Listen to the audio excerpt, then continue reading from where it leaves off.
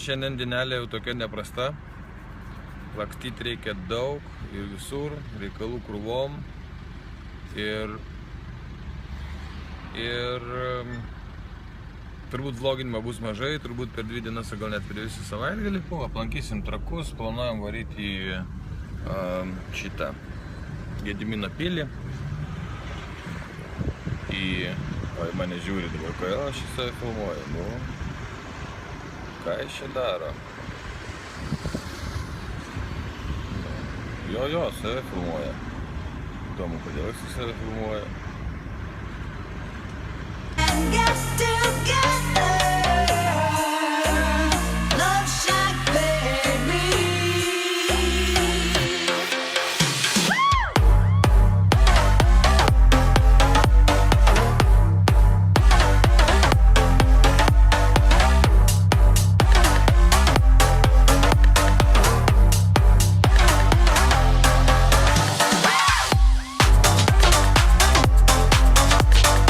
Tai jeigu draugam aprodai Trakus, tai kaip tik gali ir bėgimą čia pasidaryti. Tai vat bandom. Bėgam. It seats about 20, so hurry up and bring your jukebox money. Love Shack is a little old place where we can get together. Love Shack, baby.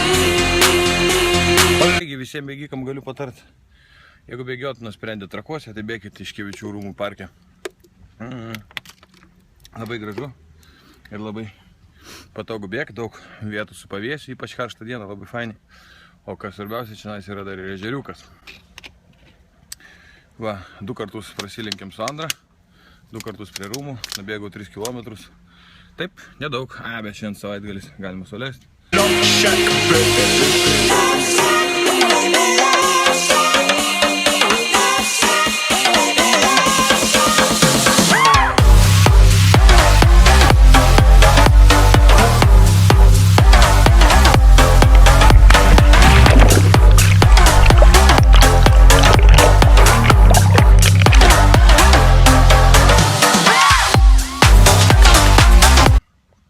Toliau važiuosim į televizijos bokštą.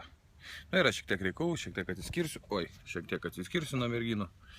Bet po to reikės pjaut į televizijos bokštą.